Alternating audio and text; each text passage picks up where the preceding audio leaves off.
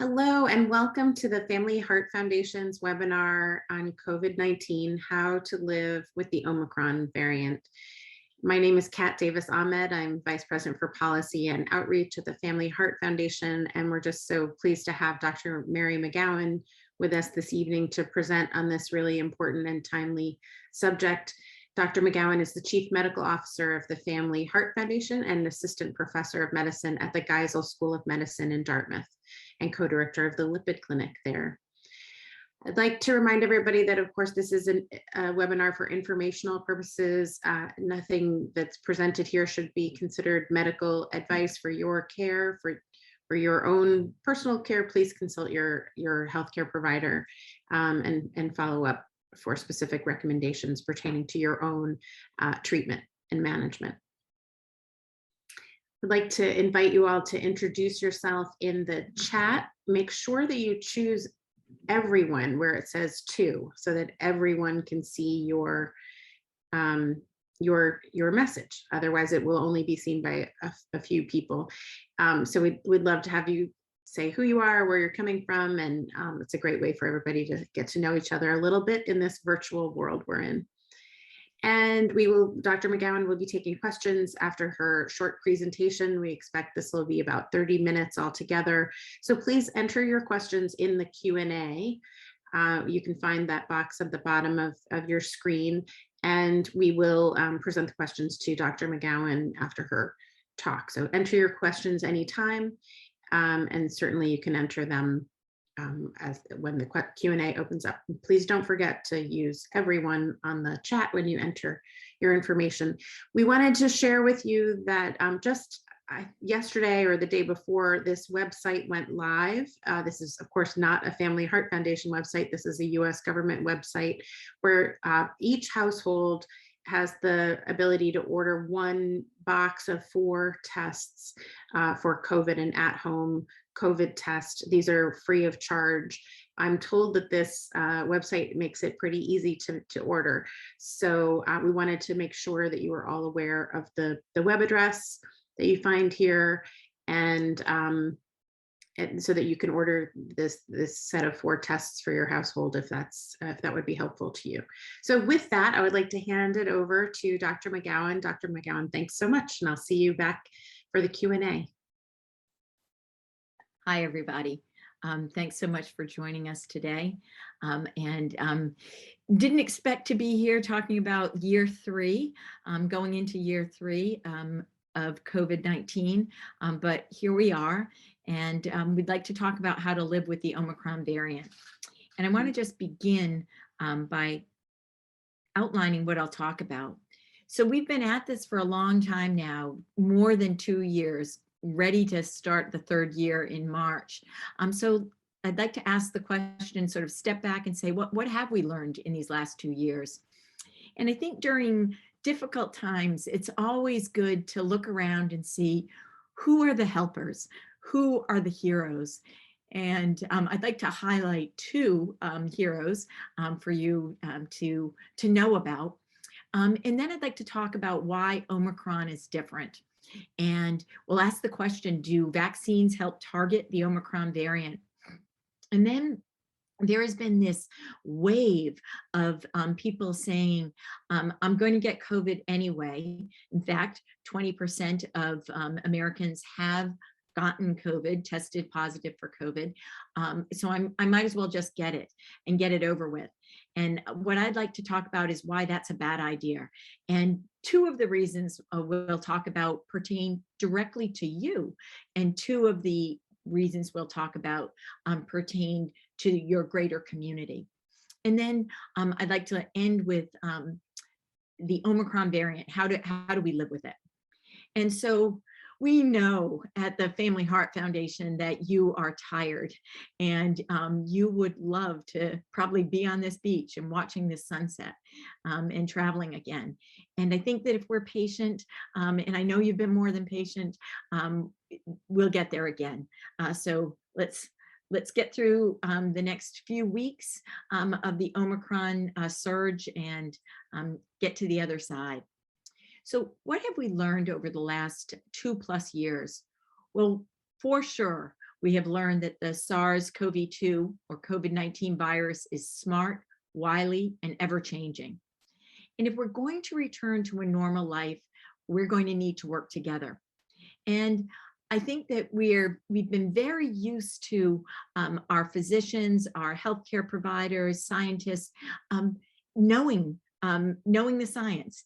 And I think what we have to accept in the case of COVID-19 is we do have to trust the science, but we have to accept that we're all learning as we go.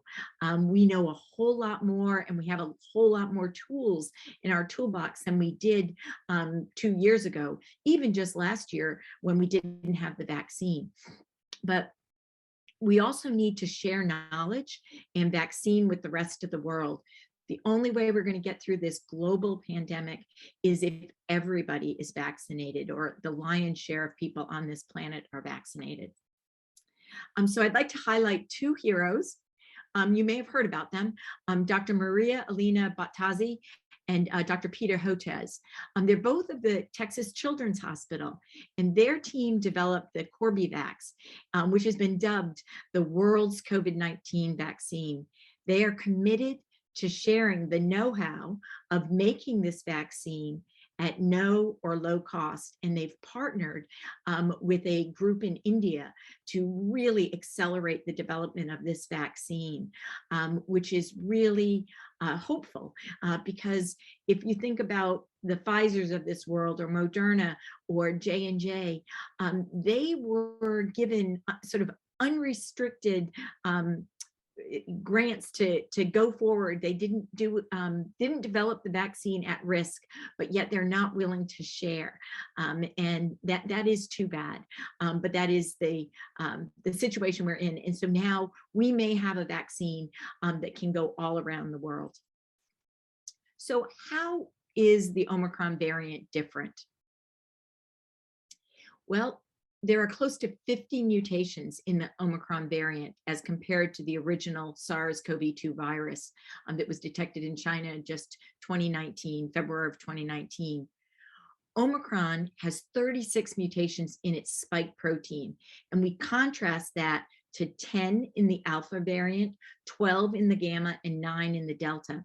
And it's the spike protein that is used to get that virus, for the virus to get into your cells. The spike protein is also the target of monoclonal antibodies, and I'll talk about that in a minute, which attach to the spike protein and stop the virus from causing infection. So some of Omicron's mutations in the spike protein seem to increase its ability to infect cells. So this means not only is the Omicron variant going to reproduce more rapidly than previous variants, but it is highly transmissible. And it's not surprising that when we look at children, in just this past week alone, 981,000 children got the coronavirus, the Omicron version of the coronavirus. And that's 10% of all kids that have gotten the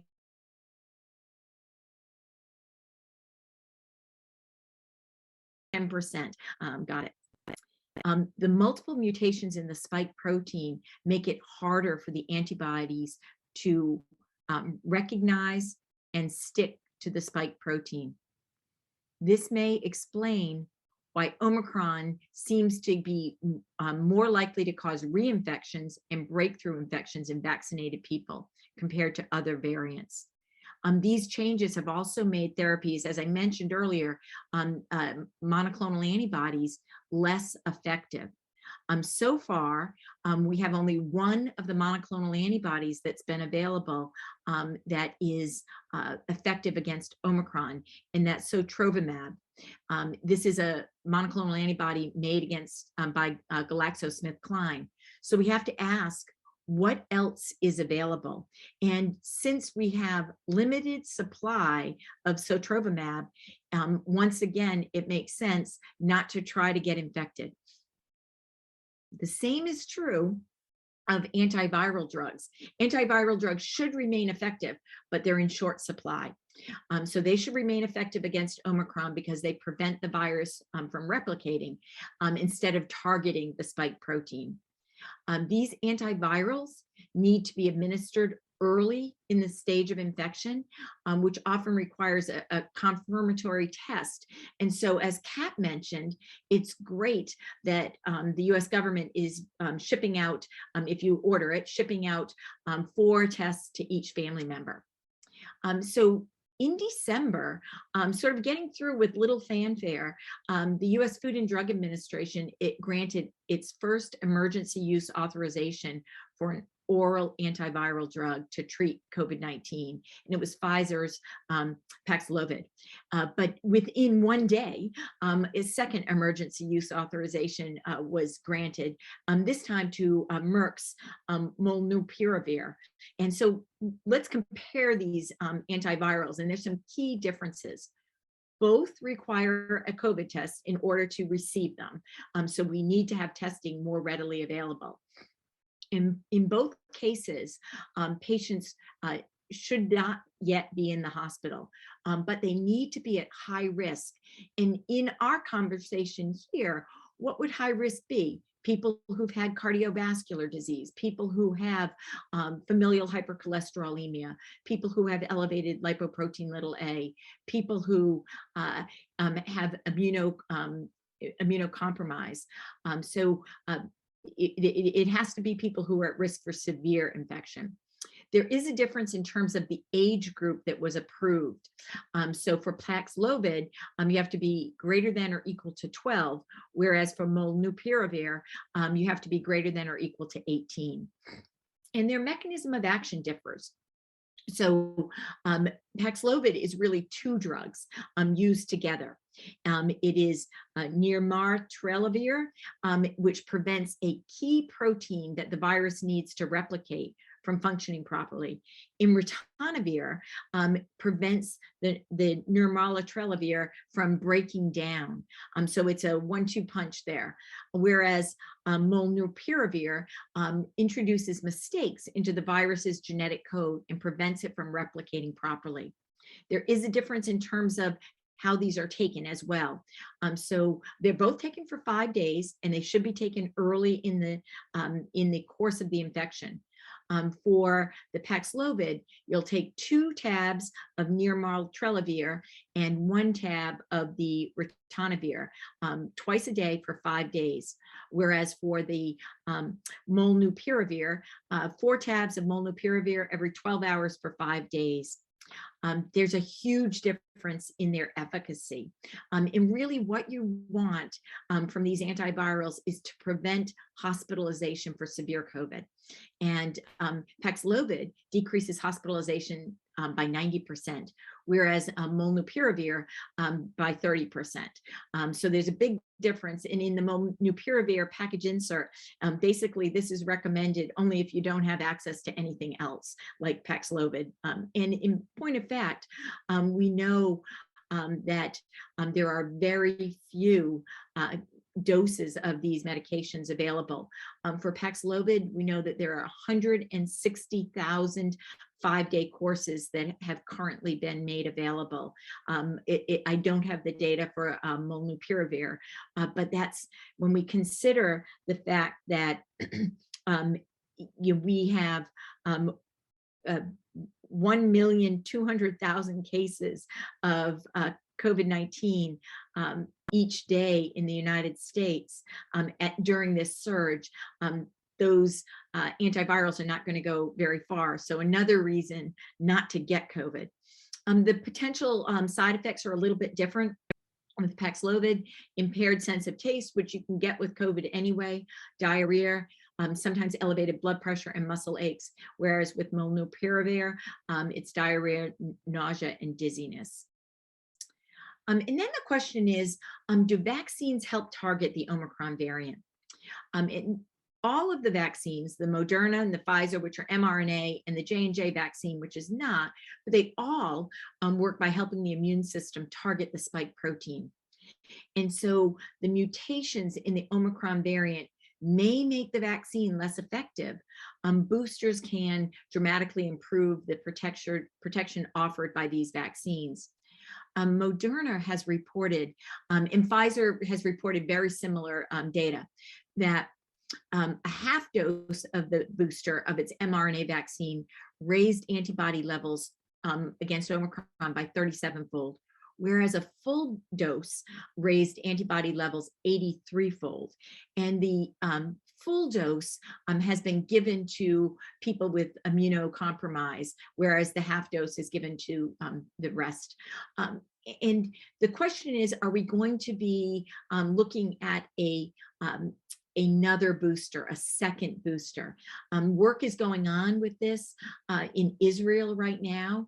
Early data suggests that it does improve antibody level, but it's not clear that it will completely eliminate. In fact, the data suggests it won't completely eliminate breakthrough infections.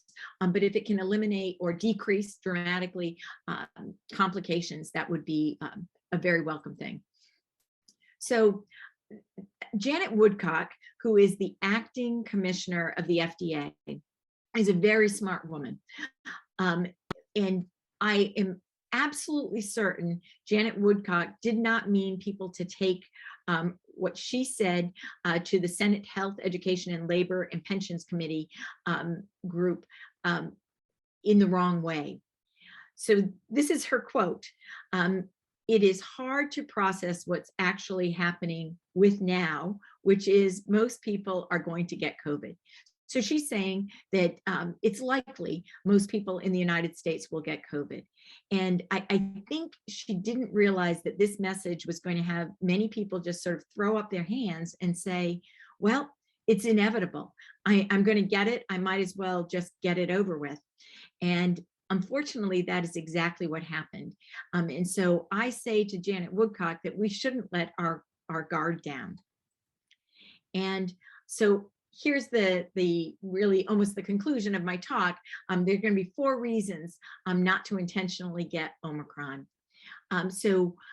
Dr. Paul Offit and Dr. Robert Murphy. Paul Offit is of CHOP Children's Hospital of Philadelphia. He's in the Vaccine Education Center, and Robert Murphy is at Northwestern Feinberg School of Medicine, also looking at global health. And they were talking about this sentiment that I might as well get it. I might as well get it over with. And they both agree that this caught on like wildfire, but it's not a good idea. And so let's go through 4 reasons why it's not a good idea. The first 2 really pertain to you protecting yourself.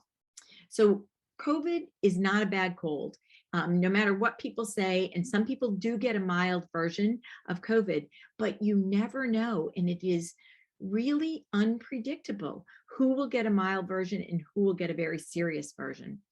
But a recent study of over 1 million people published by the US Centers for Disease Control and Prevention, the CDC, found that the risk of a severe outcome of COVID-19 was higher in vaccinated people who were 65 or older, so an older population, people with weakened immune systems, and pertinent to us right here for the Family Heart Foundation, people living with chronic health conditions such as cardiovascular disease or diabetes or chronic kidney disease, pulmonary disease, neurologic or liver disease. But I would focus on cardiac for us.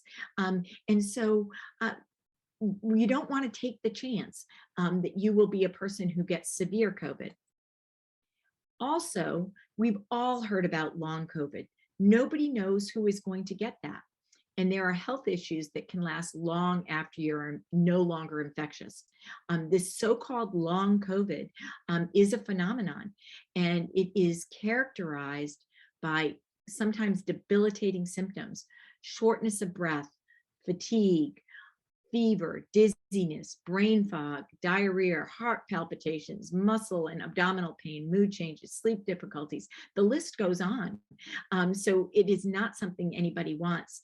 And some severe forms of long COVID can really cause chronic damage to the lungs, heart, and kidneys.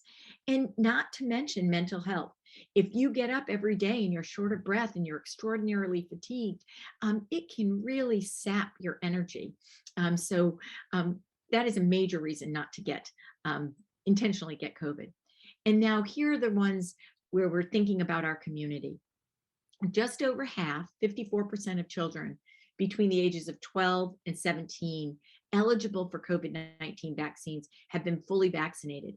And only 23% of children between 5 and 11 have even received their first dose. And because boosters, as we talked about, it looks like the boosters are what increases your antibodies to fight against Omicron. They were just approved by the CDC for children as young as 12 just over a week ago. So very few kids have got their third shot. And then from my point of view, this one is very, very important. You'll stress the healthcare system. So many times during the COVID-19 pandemic, we have talked about flattening the curve. If everybody's out of work, nobody can be cared for. So you'll stress the healthcare system. And by the healthcare system, I'm not just talking about doctors and nurses. I'm talking about first responders as well. So by deliberately catching any variant of COVID-19, you're going to be keeping the pandemic going and further stressing what's already a tenuous healthcare system. Just this evening, I read that Oklahoma doesn't have a single hospital bed. Hospitals are definitely suffering. We're suffering. I can speak for my own hospital at Dartmouth. We have critical staff shortages. We have staff that are out because they have COVID-19. And it's worse now at any other time during the pandemic. Some wards are closed down because we don't have the nursing staff. And this is the same everywhere. The government has had to send in the National Guard to certain places within New Hampshire, and the same is true everywhere. It's also true of our first responders. Firefighters, police officers, EMTs are off the job in record numbers. That might mean that if you intentionally get the Omicron variant and you are very sick and you call for an ambulance, one is not going to be available. So we really need to think about flattening that curve. So hospital shortages couldn't come at a worse time. More than 138,000 COVID patients were in US hospitals as of Saturday, January 8th, and it's even gone higher since then. So let's end on a better note. What can we do to live with the virus? And it does require a multi-pronged approach. And I am sure I am not telling anybody something that they don't know. One thing that the CDC is now recommending is that we wear KN95 or N95 masks when we're in public. The KN95 masks are quite comfortable. They can be worn for longer periods of time. If you wear them, you will feel that you do have a better seal. So I strongly recommend those if you can get them. Social distancing is still important, good hand hygiene, making sure to get a vaccine and get a booster when you're able to do that, when you're eligible. Frequent testing. I think that we've seen that the government is going to ship tests, so hopefully rapid tests will be available soon. The antivirals, 2 recently approved, won't be readily available for a few months, so do not get COVID. And then the monoclonal antibodies. So Trovimab is effective against Omicron, but it's the only monoclonal antibody effective against Omicron. So we need to recognize that there will be shortages of that. So trying not to get COVID-19 is important. As I said earlier, sharing knowledge and vaccines, as the group at the Texas Children's Hospital is doing with countries worldwide, and recognizing the importance of caring for others in our community. We here at the Family Heart Foundation felt we needed to do this, not because you you can get this information. I'm probably not telling you things you don't know, but we're here for you. We want you to know that we're here to provide you with information. We're here if you just need to vent, because it's been a long slog. These are the hospitalizations that have been confirmed August 1st to January 13th. You can see, but you can say the seven-day average was 135,000 this past week versus 105,000 the previous week, so up 28%. We do know, however, that the Omicron variant it seems to peak quickly. If we look to South Africa, or if we look to the United Kingdom, where South Africa, Omicron was first detected. The United Kingdom is a little ahead of us. Cases did peak early, and the rates have slowed dramatically. So with a little more patience, we'll be able to get you to the beach or wherever your happy place is. And I would say that the East Coast seems to be where we're peaking. It's already changing in Boston. It's changing in New England. We'll see it spread across the country, but I think 3 and 4 weeks, we may be looking at a very different situation. Hi, thank you, Dr. McGowan. That was really, really excellent and appreciated. We have some really terrific questions I'll just jump right into. And I think, sort of given our audience, I'll start with those that are most specific to our FH and Lp(a) communities. And so here's one question. Since Lp(a), lipoprotein A, is pro-inflammatory and pro-thrombotic, which would be clotting, like COVID are patients who contract COVID more at risk for those specific medical issues more than patients who are unaffected with high Lp(a)? And if so, what precautions can we initiate in addition to the vaccine, PPE, social distancing, and common sense? Great question. So I think that I don't have the answer for you, but we certainly have speculated that people who have high lipoprotein(a), when we think about the cytokine storm that can occur with COVID-19, we know that that is really an inflammatory and clotting storm, and can increase the risk for heart attacks. And so we would hypothesize that since Lp(a) is an inflammatory lipoprotein, it is a prothrombotic lipoprotein, that people who have high lipoprotein(a) might be at higher risk. And so these individuals would constitute people that should be eligible for the antivirals very early. So hopefully they're revving up and making those antivirals so that we can have a stockpile of them, and that they can be supplied to hospitals around the country.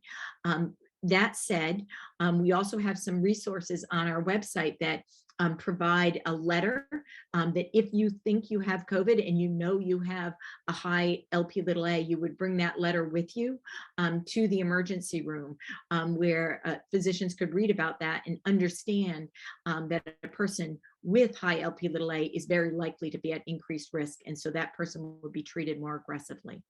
Great, and we'll show you the link for that right at that end. Very much related, and maybe it's been answered, but does simply having an elevated lipoprotein A put you at high risk for severe COVID, regardless of the function of your heart post-MI? And maybe you could add, what do we know about the increased risk of more severe complications if you have heart disease already, if you have FH, or if you have elevated lipoprotein A? Right. So we do know, we don't have all the data on lipoprotein(a). Hopefully that will be forthcoming. But since most people who have high lipoprotein little a don't know it. And those people go to the emergency room with their infection of COVID-19, they may fare more poorly. And I don't think that people are having having LP little a measured when they come in for COVID-19. And on top of that, lipoprotein little a increases during an acute infection. So I don't know if we're going to get the answer to that, but it makes sense that people with high LP little a are at higher risk. It makes sense that people who have familial hypercholesterolemia, particularly if they have had a previous myocardial infarction, heart attack, are at increased risk. And we did, prior to the advent of vaccinations, we here at the Family Heart Foundation reported from data from our national registry that did show that people with previous atherosclerotic vascular disease or likely familial hypercholesterolemia did have a higher risk of myocardial infarction if they contracted the COVID-19 vaccine. And one of our prime messages from that paper was get vaccinated when able. All right, thank you so much. I think, there's this really great question to remind us all, is this Delta variant still out there, or is it gone? Has Omicron taken over? And I think that is really important to know. Yeah, so in the reading that I did in preparation for this talk, the best estimates are that the Delta variant is 2% of current infections, and the Omicron is 98%. It is just so transmissible that it just overshadowed Delta very quickly. Do we know what is the breakdown between people who are vaccinated versus unvaccinated, those who test positive for Omicron or those who are hospitalized? I don't know if you have that information. I know that's out there. Yeah. Do you have that information, Kat? I don't think I don't have that information. I think it's an interesting question, but unfortunately we don't know. But I'm sure you can find it out there if you Google. I thought there's also another question I find really helpful. Can you explain the mRNA, that technology?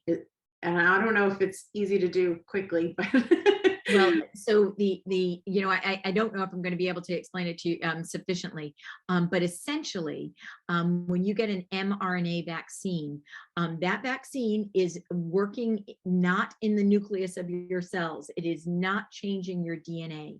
The mRNA vaccines work by interfering with the ability of so they basically target the spike protein, they target the immune system, and they allow us to you basically have the spike protein that you're introducing with this mRNA. It's an mRNA of some little version of the spike protein.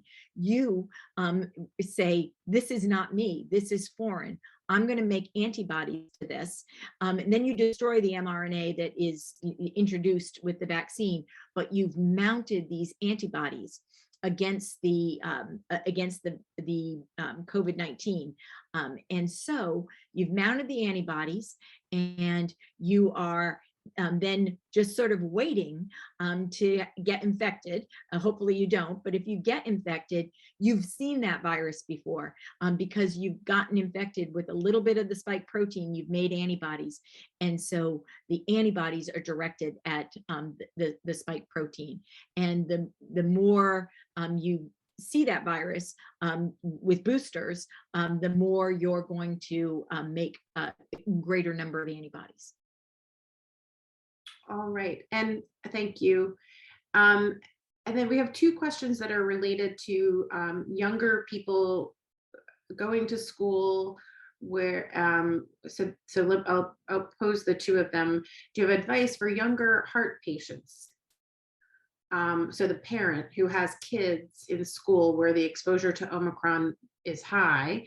So parents in their 40s and 50s with CAD, stents, elevated lipoprotein A, if a person is able to isolate in a separate part of the house to reduce exposure to children who they don't know are positive, but are potentially positive. Any thoughts on that? And then related to that is, because Omicron is so contagious, what are your thoughts about the very controversial question of children being in school, especially without mask wearing requirements, particularly children in this case who have FH and or homozygous FH and potentially other heart issues. So there's a lot in those two questions. There's a great deal, and I would say it's very, very complex. So let me try to unpack that. So the first question is, a parent maybe 40 or 50 and already has vascular disease, already has coronary artery disease, and that parent may have a 10 or 11-year-old who's just been allowed to be vaccinated. So that kid is likely to have only gotten their first vaccine at this point in time. And the Omicron variant is highly contagious. And so this is where my own bias is that children in schools should be wearing masks. You want to have in-person school if at all possible, but it's a very personal question for parents. And if a parent is very concerned about a child bringing Omicron home, it depends on your school district. There are some places where mask mandates are not in place, and so your child with this highly transmissible variant, is potentially going to become infected. So you have to ask very difficult questions, because we know the social isolation that children have felt over the last year has been very problematic. So the more we can do to wear masks, to have schools socially distant, to practice good hand hygiene at school. I think kids can go to school, but this is a very special circumstance that you describe. Then children with homozygous FH, I would say if at all possible, they should go to school, they should be vaccinated, they should be wearing a mask. There is no doubt about that. Did I answer all the questions? You did. Okay.